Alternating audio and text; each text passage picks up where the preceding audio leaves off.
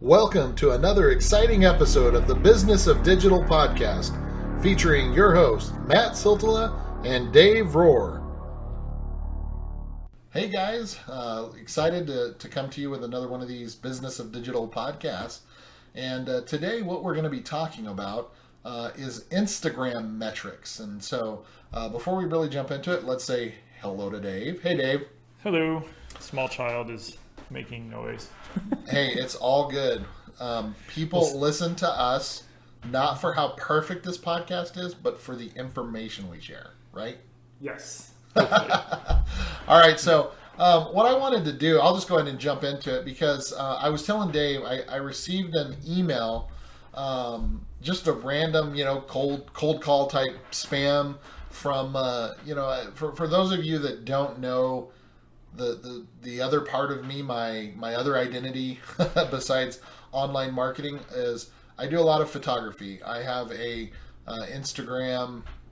I don't know if you'd call it following, but I have an Instagram account that, it's under Siltala Photo. For anybody here that listens that wants to go and check out what I believe is some amazing photography, go check out Siltala Photo. But, the whole thing that got me on this topic was I got this random email and, the title was, "Read this to skyrocket your Instagram growth." And I'm like, okay, well, I know what it's going to be. It's going to be another one of those. But I'll read it to you because it's funny and stuff like that. But I also was talking to Dave about this, and I was like, well, let's actually do a session that gives people some ideas of what are the real metrics that you should look for. Because, like one of the things I was telling Dave, I think a lot of times people get caught up in numbers of like, I gotta have hundreds of thousands of followers, or I gotta be a million. I need millions of followers to be an influencer, and this and that, and or I shouldn't work with him or reach out to him. He's not an influencer because he doesn't have hundreds of thousands or millions. But it's absolutely wrong. Like, you could be an influencer and only have 1,000 followers. Okay, because it's all right.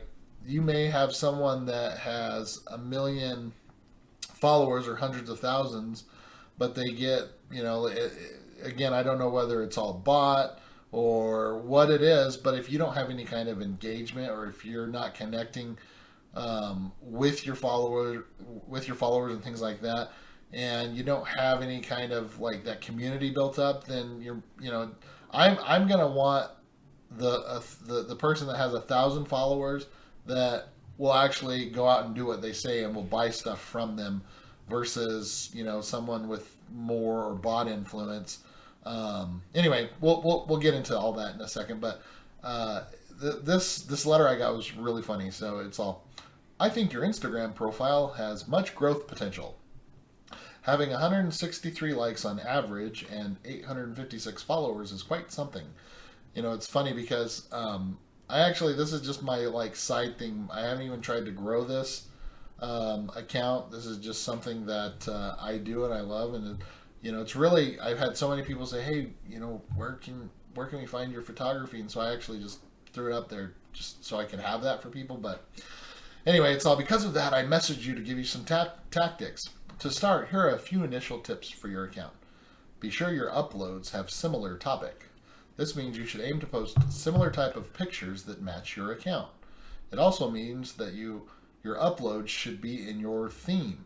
First of all, I don't even know what that means. It also means that your uploads should be in your theme. But first of all, I do lots of photography. Obviously, I do a lot of astrophotography. You need to have stars.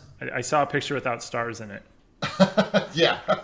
Well, that's what I'm saying. It's like, see right there. It's it only has 77. It was Duluth. It was a picture of Duluth. It was very lovely Duluth, but there's no stars. It has to be it. That has to be the one. That has to be it. But see, that's the point. What's funny is that one, and there was one in Duluth and it had no stars, but it was a post of a waterfall, and I've had lightning shots or Milky Way shots that have gotten 600, 700, almost 1,000 likes, and I haven't had anybody ask me about buying them. But those ones, like you just mentioned, there was one that only got like 50 or 60 likes. that I had probably 10 people ask me if they could buy a print from me. It was one of the waterfall one that was kind of red. I called it, the red wedding waterfall. Oh, that one, yeah. And so that's why, like, this information he's given is garbage. But it's like, as an example, if you have a dog theme account, your follower expects upload of dogs and not your breakfast dish. I suppose that is clear for you. Thank you, Captain Obvious. I would post pictures of cats just to throw people off. And birds, like every Monday, just post a different photo of a different animal. But that would actually throw people off, and they would actually be curious to see what you were going to post on Monday. That's not normal. That's true, actually, and that's a great tactic right there. That's something that you could do. I totally debunked whatever they just rambled about. And now here's another one. It's like, additionally, you should tag your uploads with 5 to 20 relevant hashtags. Well, whatever. Okay. I mean, I do a lot of hashtags on mine, but I typically try to find the ones that are related to that. 23 hashtags on your London Eye photo. Fail. Yep. Another fail right there for me. You're not a good listener. But the max is 30. I hate people that give, like, you know what? There's some that there's only 10 relevant ones, and that's all I'll do. Okay, if you start you start throwing out random hashtags out there, people, you're just gonna get those, followers. I'll get you followers, or follow me for this, or those spam auto. Anyway, you don't want that, guys. Well, on the flip side of that, because there's always an exception, a Baltimore-born but LA-based rapper, kind of singer, comedian guy I follow named Wax. Before they took away tags on YouTube, it used to be a game and it used to be fun to see what he would put in the hashtags on his YouTube, because he would literally spell out a story, or just say like an extra line or verse almost to whatever the song was in his hashtags. Yeah. So I mean, like we just said there's 2 rules, and then we explained how we could break them. Yeah. Well, and that's fun, and I do that as well. Like, I have fun with it sometimes. If it's, again, I'll do that same thing, and it'll be a hashtag that nobody uses, but it's something that is funny that people would probably laugh at. Like, I'm sure you guys have seen that, and people, like, where you get tons of comments, they're like, I love the hashtags, or your hashtag made me LOL, or whatever. You're getting that engagement. But anyway, so then the thing that gets me is you go through all this. Obviously, it's to pitch his tool, and so he says, hey, you could go here and do this effortlessly, which that's not true, guys. Okay. Anyway, like, what else is here? I don't know that I really want to get into any more of what he goes into, but there isn't any risk for me. I can cancel at any time, he says. But let's jump into some of the metrics that actually count. Okay, Dave? So we got followers. Okay, and again, I'm just gonna go through these, and then you can jump in and help me out here. But followers, engagement, likes, loves, whatever, things like. What I pay attention to as well, one of the things is I'll actually use Instagram stories, Dave, and I'll put like pictures up against each other, and I'll be like, hey, do you prefer sunset shots or Milky Way shots, or do you like this or that? And I pay attention to that because I'll get more people viewing my Instagram story. I may have a post that only gets like 50 or 60 likes, but I'll have 300-400 people watch that video. And so again, like, it's a great, I don't know if people are just watching the videos and like, the way that the algorithm works and not showing you like the first, and they miss things or whatever. Lack of an algorithm working, perhaps. Yeah, exactly. But my point is, like, I can use that to figure out what people actually really like better on my side. I also use it to gauge, hey, are you sick of these type of pictures? I really, I went to Fiji for 2 weeks and I took 3,000 pictures of the Milky Way. I have pictures that I forgot about, that I haven't even edited, that I haven't even posted yet from that trip.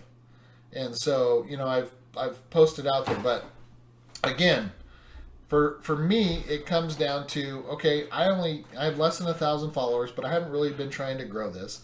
But out of those followers and the people that do continue to it continues to grow, I have a group of people, probably around 200 or 300, that have followed me for a long time, that are in the industry, that are good friends, that have loved my photography for a long time. And a lot of those times when I post pictures, those are the people that are like reaching out and, hey, where can I get a print of this? Or I bought one of your prints, I bought a file, and I want to print one out for my, it's Christmas coming up or whatever. So again, I don't have a huge following, but I have the right kind of followers. And again, engagement. It's like I said, if there's a person that only has 1,000 followers, but they're getting thousands of comments, or their engagement, there's like conversations going on with what they've talked about, then all day, every day, I'm going to take that. Okay. And obviously likes and loves and things like that, it truly does, it does matter. But those are the things that you should focus on. Not so much someone telling you should have a specific number of hashtags, or related or not related, or this or that or whatever. I think we've kind of debunked those rules, but those are just some of my thoughts. What are your thoughts, Dave? Well, yeah, and I'm just looking, and roughly you have about a 10% engagement on most of your photos. Sometimes it's higher, sometimes it's lower, so it's probably about 10%. I would rather have a 10% in a very engaged audience that's either commenting, liking, and that's not even including your stories. I'm just going by with what I can see from looking at just this one profile. And disclaimer, because I do nothing to try to promote it. I just put it out there because people wanted. Yeah, exactly. So that's all I'm saying. Well, yeah, and so right now, basically, and sorry, I didn't mean to cut you off, but that's really like you hit the nail on the head. So anyway, go ahead. Yeah, but yeah, so and I think I've talked about it before, but like one of the questions I got last year at a conference, the very first question I got was, actually it's like the second one. I think the first one was, how often should I post? The second one was, what type of engagement numbers should I get? And that's kind of what we're talking about right now. I think it depends. Yeah. It's like, what's good? Well, what are some others in your industry that are of similar size, size as far as company and production level? If you're a small mom and pop, little hot dog stand, you don't have the budget in the content team that McDonald's has, or Burger King, or Wendy's. You're not going to be able to do that. So look at other companies your size and see if. Oops, sorry, go ahead. Well, no, I just was thinking, and understanding your audience. Like, for example, there's a restaurant that I follow, and they had a family emergency, and for the last several days, they've not been able to open because, they are literally a mom and pop shop, and they are the master chefs, or whatever you call, and they've gone to their social channels to let people know that, hey, we're not here. We respect you enough to let you know that we're not here. And so if hopefully you're going to see this post, and you're going to know that we're not there, so we don't disappoint you if you come, but we're having this emergency.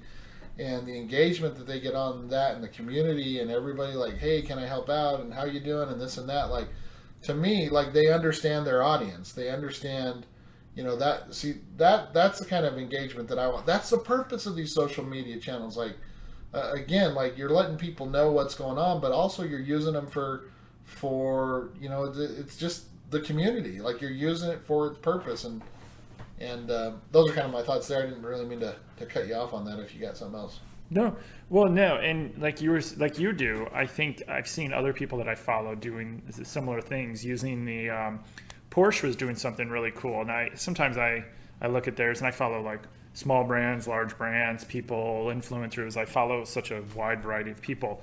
A lot of times I don't check out a lot of their stuff. They recently did a cool thing where they were kind of using the question answer like type thing, and they'd show you a picture, and then then it would ask you, it was when you get to choose one or the other, which car make is this, or which trim was this, from what year and whatever.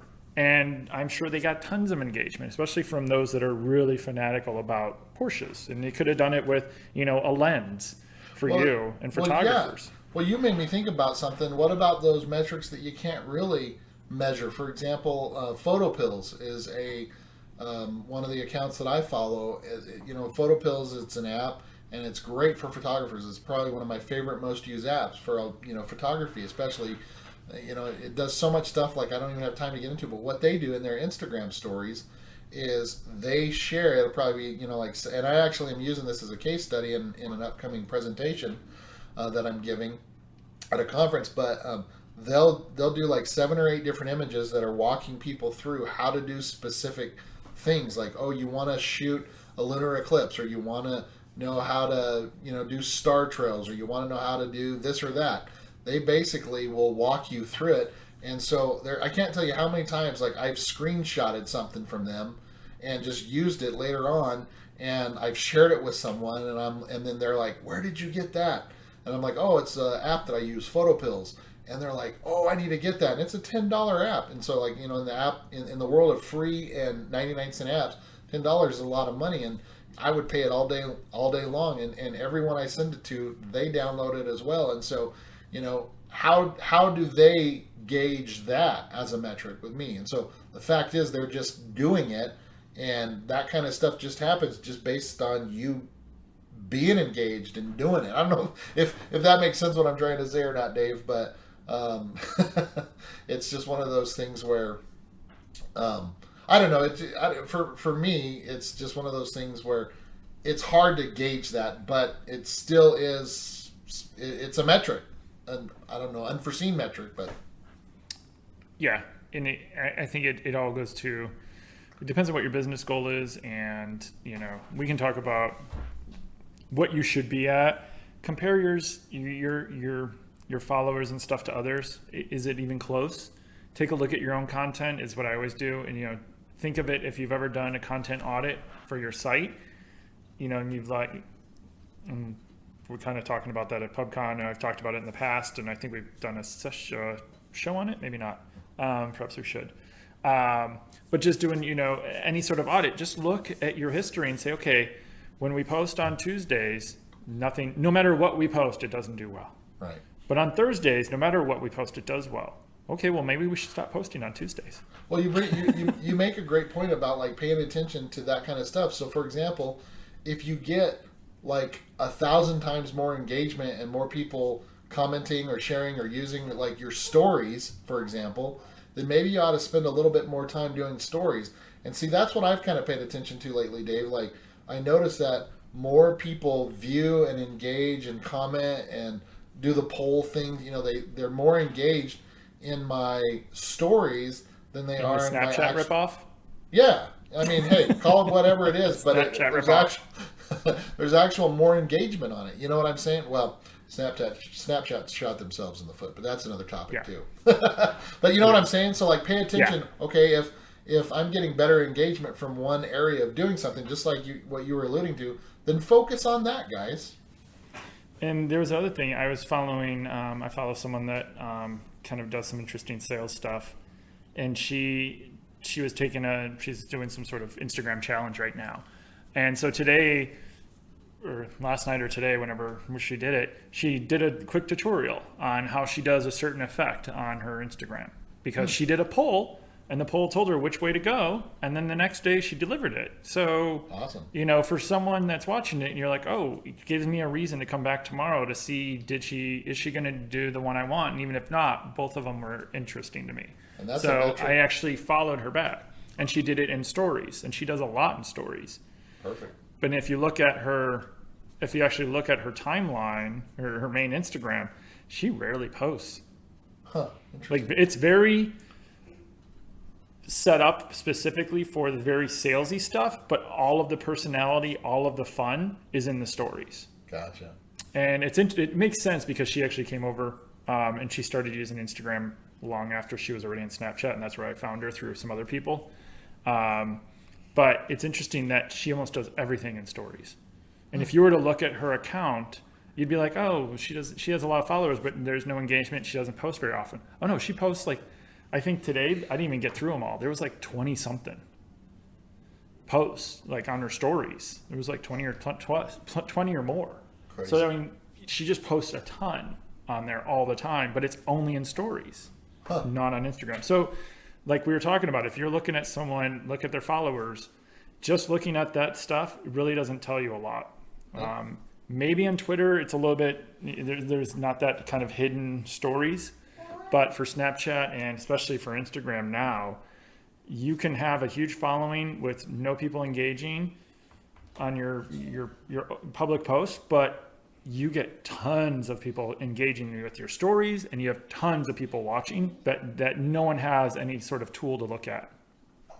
So hopefully you guys have some good ideas of what to start doing a little bit better with Instagram, metrics to pay attention to.